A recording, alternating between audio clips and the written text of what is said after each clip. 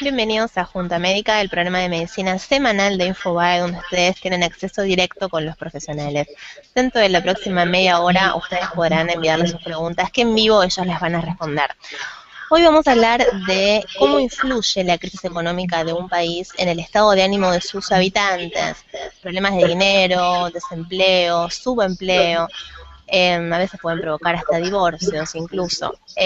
Para eso hoy tenemos a tres especialistas. Desde México tenemos a Alejandro Nagy, él es psicoanalista. Bienvenido, Alejandro. Muchas gracias, les mando muchos saludos a todos. Desde Paraguay tenemos al doctor Harry Campos Cervera, también es psicoanalista y médico. Sí, buenas tardes, ¿qué tal? ¿Cómo estás? Buenas tardes. Y desde Argentina tenemos a la licenciada Adriana Burayev, que ella también es psicoanalista. Hola, buenas tardes.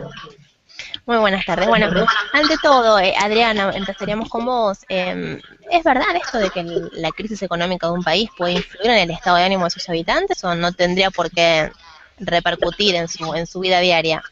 Yo creo que absolutamente es verdadero. La crisis económica y las consecuencias de ellas ya comienzan a nivel de globalización a convertirse en una patología propia que obliga a reflexionar, dado que en España se han triplicado las consultas psicológicas. Los síntomas son variados y son frecuentes. Diríamos que los principales, por orden de importancia, son el insomnio, la falta de concentración, la irritabilidad. Claro está que además el desempleo implica la obligación y la preocupación de pagar una hipoteca que no se puede pagar y ello incrementa el malestar en la pareja, se puede agravar por violencia física, por secuestro e incluso por suicidio. Doctor Harry, quisiera saber qué le parece que ocurre en su país. Está en Paraguay. Paraguay tampoco está bien económicamente como tal cual ocurre en Argentina, hay problemas económicos y demás. ¿Qué le parece a usted? ¿Cómo ve a la gente de su país con este tema? ¿Cómo lo maneja? No, en Paraguay en realidad no hay una crisis económica en este momento. Paraguay el año pasado creció el 11% y la expectativa de crecimiento este año fue del 13%.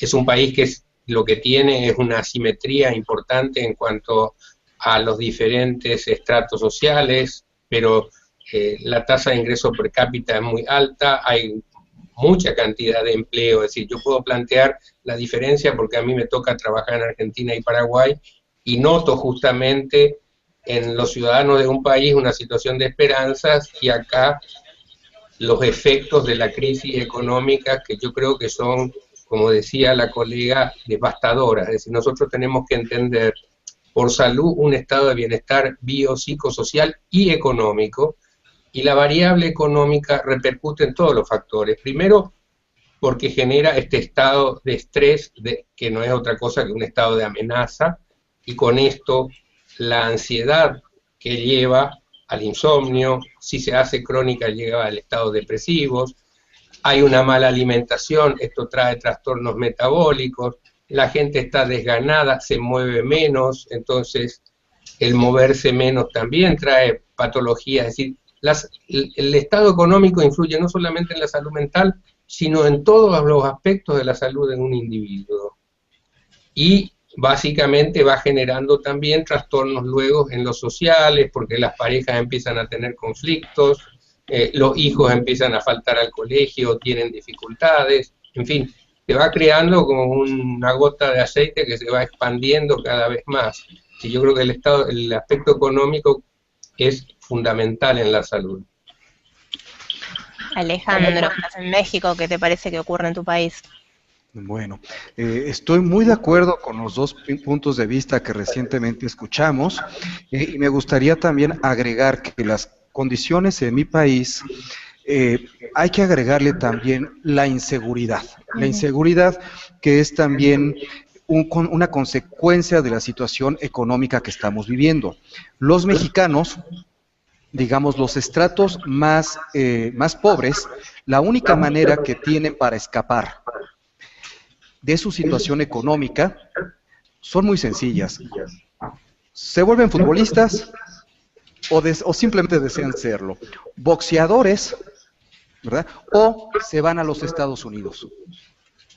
Entonces siempre hay una añoranza de vivir en otro lugar distinto al que te encuentras. Y todo eso es consecuencia de estas condiciones económicas que estamos viviendo. Tenemos un éxodo masivo que se está hacia los Estados Unidos en busca de mejores condiciones de vida, no nada más económicas, sino sentirte bien, un bienestar.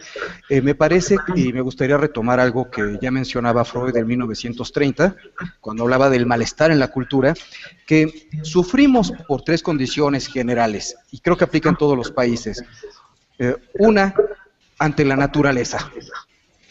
Hay países que recibimos los impactos de la naturaleza con más intensidad que otros. En México nos toca vivir temblores y nos toca vivir también huracanes.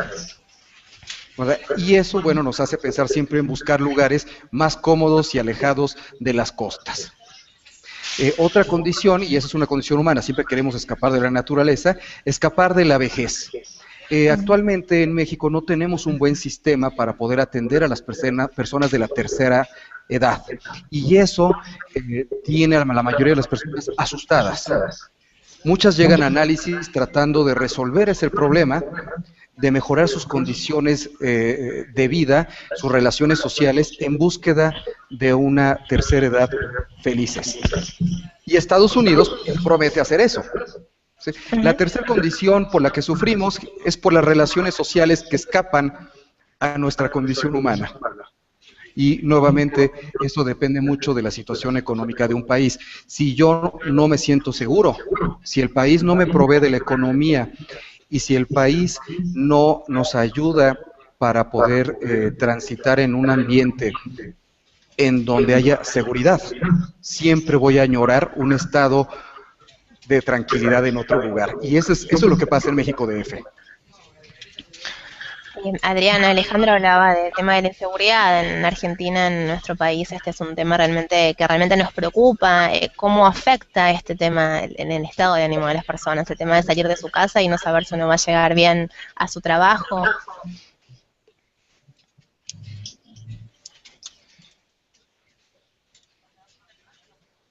Creo que la perdimos. Adriana, me parece. ¿Estás escuchando, Adriana? A ver. ¿Ahí nos escuchas, Adriana? No, no la estamos escuchando. Sí, se nos fue el sonido.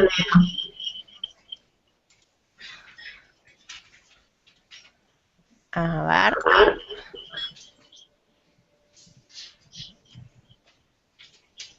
No, no nos escuchas, Adriana, ¿verdad? ¿No? Creo que vamos a tener que reiniciar la conexión después con ella. Bueno, mientras resolvemos el problema, tengo preguntas de la gente, tengo consultas que nos están llegando. Doctor Campos, Claudia desde Chile pregunta si la actividad física influye en el estado de ánimo de las personas. Sí, la actividad física efectivamente influye en el estado de ánimo de las personas positivamente. Hay muchos trabajos, por ejemplo, que la actividad física practicada con regularidad promueve un estado de bienestar vía las endorfinas, que son unas sustancias que mejoran el estado de ánimo. Pero lo que es importante tener en cuenta que para poder hacer actividad física hay que tener un buen estado de ánimo. Para tener un buen estado de ánimo hay que estar de alguna manera bien equilibrado en todos estos aspectos de los cuales estamos hablando, porque obviamente una persona que se encuentra ya muy deprimida va a ser muy difícil empezar a decirle que empiece a practicar actividad física, sobre todo aeróbica, sobre todo, que es la que beneficia en esto, porque al comienzo va a ser difícil. Alejandro, me hablabas recién de que muchas personas que viven en tu país se van a Estados Unidos. ¿Cómo es esa transición? ¿Cómo se prepara una persona para cambiar de país, para habituarse a otros hábitos? Depende mucho de tu situación económica. hay muchas personas que simplemente ahorran un poco de dinero, agarran todo lo que tienen y lo que hacen es contratar los servicios de un pollero, que es alguien que los va a subir en un camión y los va a cruzar de manera ilegal a los Estados Unidos, ¿sí? Esto es muy grave porque son personas que depositan prácticamente toda su economía en este viaje y pueden llegar a perderlo todo ante cualquier conflicto, es decir, que los asalten, que tengan un accidente o que los detengan en Estados Unidos y los vuelvan a deportar regresándolos a su lugar de origen. Ahora bien, hay personas que tienen una capacidad económica mucho mejor y que pueden planear su salida. Estas personas lo que hacen es tratar de ser contratados en los Estados Unidos, pero nuevamente estamos hablando de una diferencia económica. Esto te permitirá entonces buscar un trabajo, ser reclutado y llegar legalmente a los Estados Unidos. Mucha gente estudia maestrías en los Estados Unidos, pagados por el gobierno mexicano, con la intención de quedarse en Estados Unidos. Entonces, sí es una situación grave porque está provocando una fuga de talentos. Y esto lo sabemos en México y es muy desalentador para el psiquismo humano. Pensar que toda la gente valiosa se va es grave. Creo que lo que dice el doctor es importante también desde el punto de vista psíquico. Nosotros tenemos tendencia a imaginar siempre un ideal de bienestar en otra parte y no donde estamos. Y de alguna manera, de cualquier forma que vayan con dinero o sin dinero la gente, por ejemplo, a este paraíso de Estados Unidos, la experiencia muestra de que la adaptación ahí a veces es mucho más costosa que haberse adaptado al país donde estaban en origen.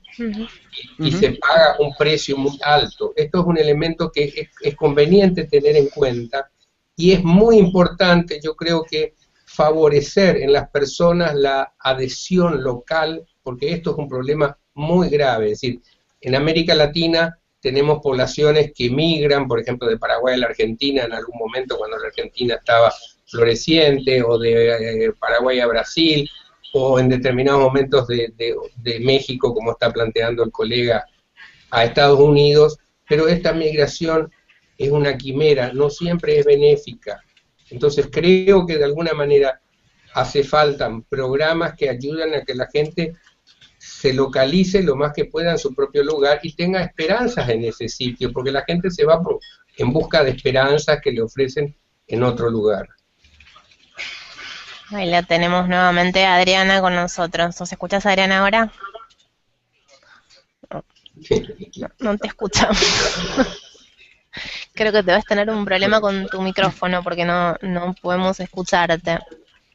Bueno, estoy de acuerdo con el doctor Harry, con lo que acaba de mencionar, de que es mucho mejor lograr vínculos en tu propio país, en tu propia ciudad, porque esos son los vínculos con los que creciste y son los que te van a dar seguridad en la vida. Esa pérdida de vínculos es terrible y sí se necesitan una serie de intervenciones por parte de las instancias gubernamentales para regresar esa confianza. Ahora, también me gustaría comentar sobre lo físico, lo que hace un momento le preguntaban a Harry. La situación de tránsito en algunas ciudades, invertir 2 horas para desplazarte de un lugar a otro, en la Ciudad de México es increíble. La intervención en línea, es decir, el tratamiento a través del Internet, en lugar del diván en presencia del psicoanalista, está proliferando. Sí.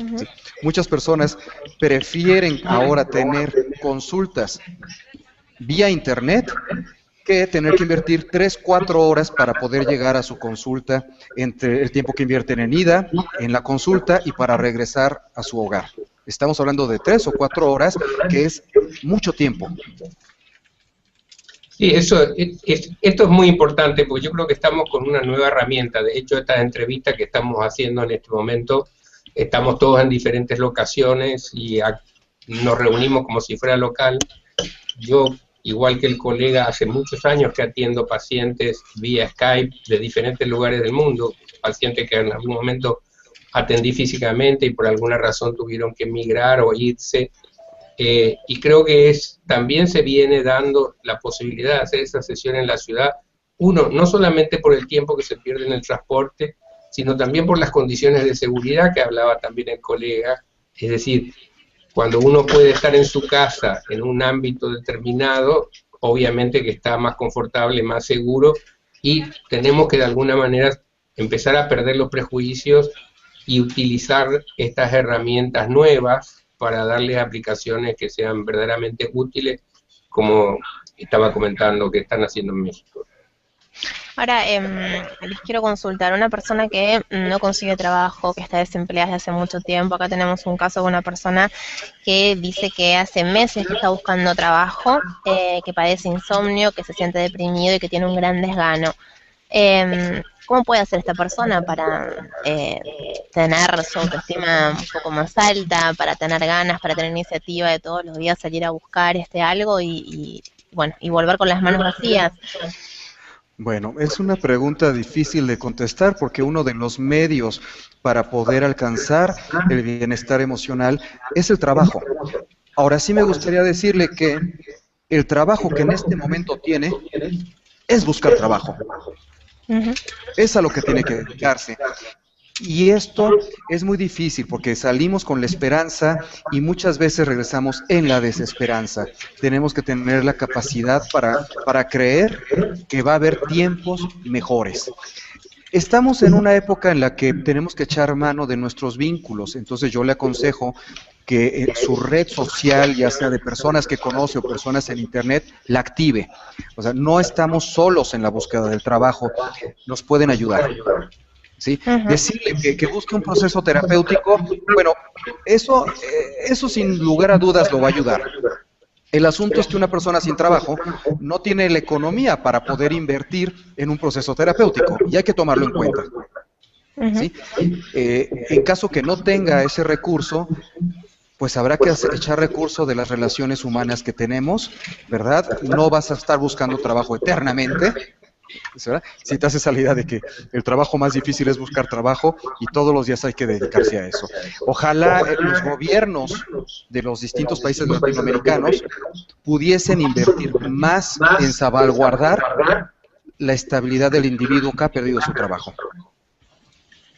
Diana, es importante también el trabajo grupal, las personas sin trabajo. A veces hay grupos de autoayuda que están fomentando por ONG, porque la búsqueda de trabajo tiene varios aspectos.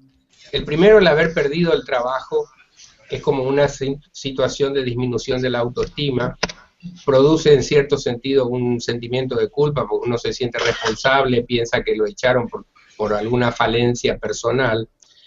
Esta situación de desvalorización hace que a la hora de pedir trabajo, la persona se venda mal, porque pedir trabajo es venderse de alguna manera, vender la propia persona para ofrecer a una fuente de trabajo. Y cuando uno no confía en uno y tiene la autoestima muy baja, se autoboicotea en las entrevistas y esto hace que muchas veces se perpetúe la búsqueda de trabajo. Hola Sole, ¿me escuchan? Ahora sí te escuchamos, Ariana. Bueno, bienvenida de vuelta. Sí, no sé qué pasó. Gracias. Uno de los impactos que padece el desempleado es lo que se ha dado en llamar el síndrome de invisibilidad. O sea, la persona siente que no la ven, que no la miran, que no existe. Y tal como dice Harry, la autoestima cae, experimenta una baja considerable al sentir que el mundo continúa a su ritmo febril y él, el desempleado, está aislado, recluido o deambulando sin rumbo por las calles de su ciudad. Y si bien todos podemos quejarnos de nuestro trabajo, de los horarios, del sueldo, de los compañeros, de los jefes, es cierto que el bienestar psicosocial y económico que nos aporta Lamentablemente a veces lo podemos percibir cuando se lo pierde. Yo hice una sistematización básica de lo que significa un trabajo para que lo tengamos muy presente. En principio organizamos nuestra vida y nuestra agenda tomando como referencia los horarios del trabajo. Nos facilita la posibilidad de contactos laborales y sociales. Se cumplen metas y objetivos extrafamiliares de manera cotidiana. Colabora activamente en la construcción de una identidad social y, por otro lado, algún ingreso económico obtenemos de ello. Ahora, es tal el temor que produce el desempleo que aquellos que aún no lo están también padecen un estrés que se caracteriza por un exceso de presentismo. ¿Esto qué quiere decir? Ante el temor de perder el trabajo, se toleran cualquier cantidad de horas extras, aún sin que les paguen, y pueden ir al trabajo aún enfermos, lo cual, por supuesto, solo logra que se pongan un poco peor y tampoco beneficie a la empresa. Parece increíble que en este momento de tanta globalización y desempleo se siga invisibilizando semejante situación. Hay un caso que creo que fue Peugeot en Francia, hace unos años, hubo 50 suicidios de altos ejecutivos por la amenaza de desempleo, que es un llamado de atención muy importante al mundo globalizado. Vamos a hablar ahora del tema de las relaciones de pareja, cómo afectan las crisis las relaciones de pareja. Tenemos una pregunta de Elsa desde Argentina que dice si es posible que se incremente el número de divorcios cuando un país está en crisis. Alejandro, Harry, ¿quién quiere empezar? Bueno, el primer elemento, digamos, depende del sexo de alguna manera, pero nosotros todavía estamos atravesados por una cultura machista y por una sanción bíblica que el hombre tiene que ganar el pan con el sudor de su frente y ser el proveedor de la casa. Entonces, cuando un hombre no tiene trabajo, tiene una crisis económica, un aspecto que se resiente es su propia masculinidad, y esto a veces repercute muchas veces en su desempeño sexual, o tiene dificultades en las erecciones y ese tipo de cosas que van minando de alguna manera su propia autoestima y la relación. También al estar él bajo la amenaza y bajo esta situación de desempleo, está, como decíamos, más tenso, más hostil, hay más peleas, la mujer le reclama más, y esto va generando una tensión creciente que muchas veces puede terminar en divorcio, pero si la pareja entiende que tienen que trabajar juntos para superar esta dificultad, también se puede salir fortalecido de esta situación. Alejandro, ¿qué te parece? Bueno, adicionalmente a esto, y tal como lo estaba mencionando el doctor Harry, efectivamente esta consigna de que el hombre tiene que trabajar y tiene que sudar para lograr la economía, es algo que no permite la inversión del vínculo adecuadamente. Muchas veces el hombre puede perder el trabajo y la mujer tiene una oportunidad laboral, ¿verdad? En países más desarrollados, esa situación es adaptativa. Es esperada, es natural que una mujer pueda trabajar y que el hombre pueda quedarse en casa criando a los niños. Sin embargo, nuestra realidad latinoamericana y específicamente la realidad mexicana no permite esa inversión, y nos encontramos de repente con parejas en donde el hombre o no está trabajando o perdió el trabajo y la mujer comienza a trabajar, y lo que llega a ocurrir es que en lugar de que esta pareja pueda acoplarse y adaptarse sanamente, ocurre una especie de empoderamiento negativo de la mujer, ¿verdad? Y entonces la mujer empoderada está en condición de divorciarse, y le resulta más fácil divorciarse bajo esa circunstancia, y el varón queda en la calle sin trabajo. Las leyes protegen a la mujer termina llevándose a los niños, y pues esto pareciera una tragedia a la condición masculina en los países latinoamericanos. Pero quería comentar esto porque lo he observado en muchas ocasiones, y bueno, no sé qué esté pasando en Argentina.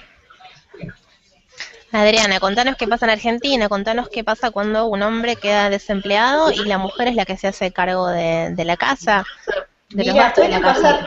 pueden pasar muchas cosas. Por cierto, la mujer puede tomar el modelo machista, porque a veces es difícil de desprenderse de ello, dada la pregnancia que tiene nuestra cultura, y entonces, digamos, tomar roles de poder y de autoritarismo en detrimento, digamos, de la pareja y de la salud, ¿no es cierto? Pero hay otro grupo de mujeres que pueden entender que la femineidad y que la masculinidad pasa por otras situaciones independientemente de la temporalidad laboral o no. Esos casos son de mejor pronóstico que estos casos de autoritarismo que va pasando el poder de un sexo o de un género al otro.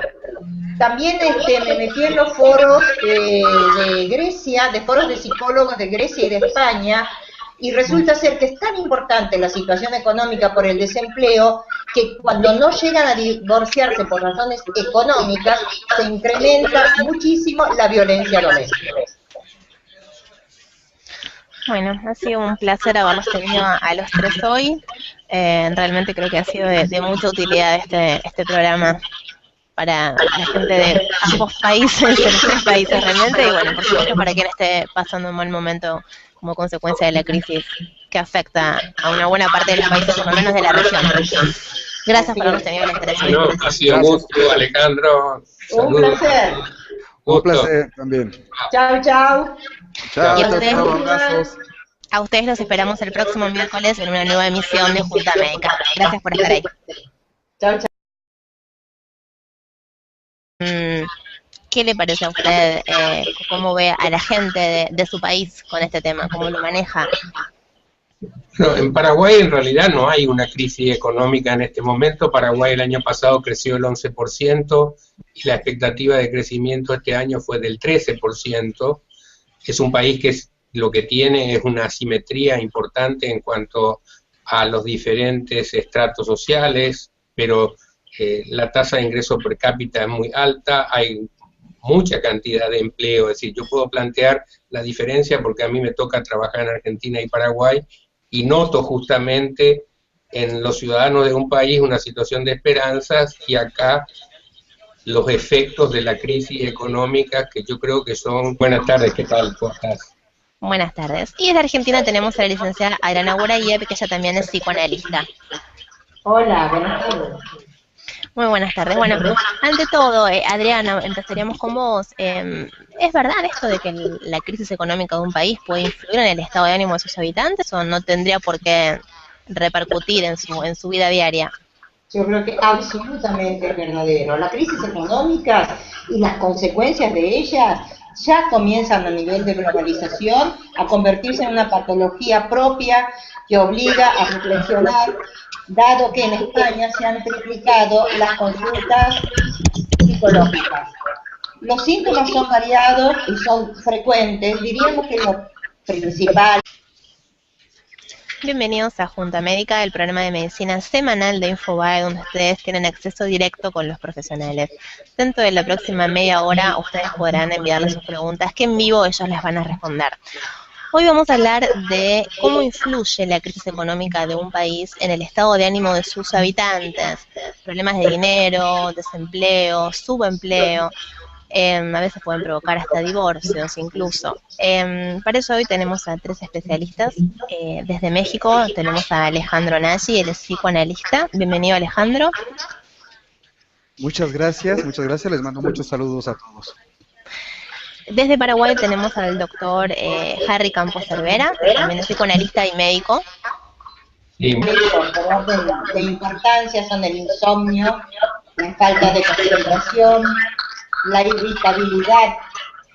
Claro está que además el desempleo implica la obligación y la preocupación de pagar una hipoteca que no se puede pagar y ello incrementa el malestar en la pareja, se puede agravar por violencia física, por secuestro e incluso por suicidio. Doctor Harry, quisiera saber qué le parece que ocurre en su país. Está en Paraguay. Paraguay tampoco está bien económicamente como como tal cual ocurre en Argentina, hay problemas económicos y demás.